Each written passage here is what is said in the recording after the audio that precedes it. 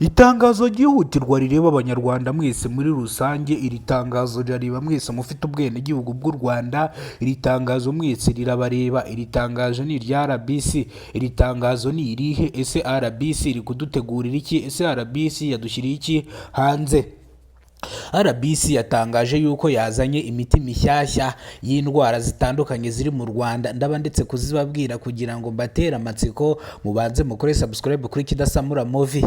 Kidasamura Movie ni ihuriro ry'ibiganiro bitandukanye ndetse n'amafilimi nyarwanda, ndetse RBC yatuzaniye imiti ijyanye n'indwara zikunze kugaragara hano hanze nka malaria.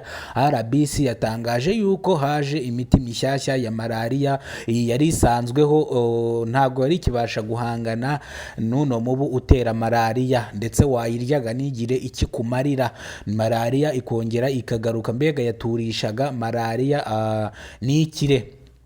Yatangaje rero ibiciro by'ino miti batazabahenda, ibiciro by'ino miti byasohotse rwose birahari nk'uko bisanzwe. Ibi binini bazanye bishyashya bigaragaraho kutanuka kandi bigaragaraho kutarura. Ibi binini ni byiza cyane, nawe wabigura mutse urwaye malaria. Nurwara malaria ntuzagure bino binini bisanzwe, gusa nabyo biracyahari, gusa ariko hari ibindi byaje bibyunganira. Icyiza nuko wagura bino binini bishyashya bya malaria kugira ngo ukire malaria. Nugura bino binini byari bisanzweho bisigaye bihangana na malaria ikabirusha imbaraga. Niyo mpamvu RBC yazanye indi miti mishyashya yo kurwanya malaria kugira ngo abanyarwanda tugire ubuzima buzira umuze. Iba yadutekerejeho leta yacu y'u Rwanda ikatuzanira ibintu bigerageza bibasha kudufasha. Umuntu utaratanga mituweli umenye yuko ibiciro bya mituweli bigiye kwikuba gatatu.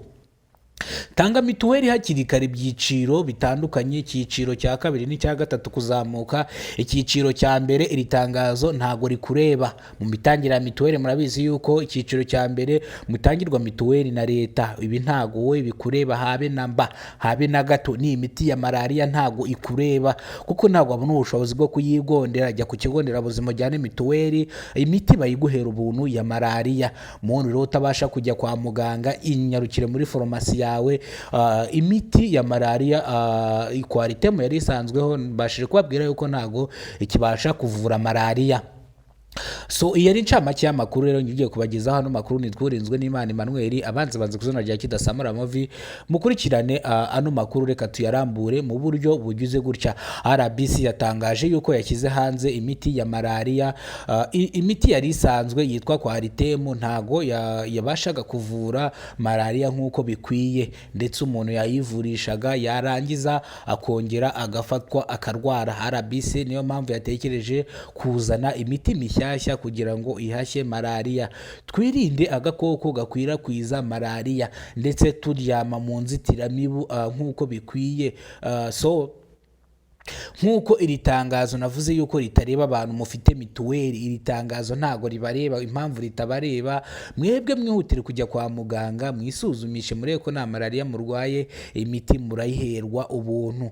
Bantu twebwe dukoresha marama cyangwa dukoresha ubwishingizi budusaba amafaranga, iri tangazo riratureba.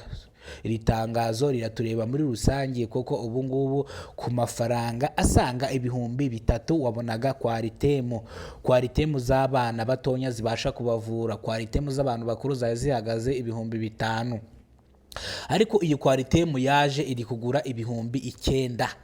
Mwumve itandukaniro. Nukuvuga ngo Kwaritemu isanzwe iri kugura ibihumbi 3 kugera kuri 5, ariko iyi Kwaritemu unywa rimwe kabiri gatatu marika itikira igeze ku bihumbi 9.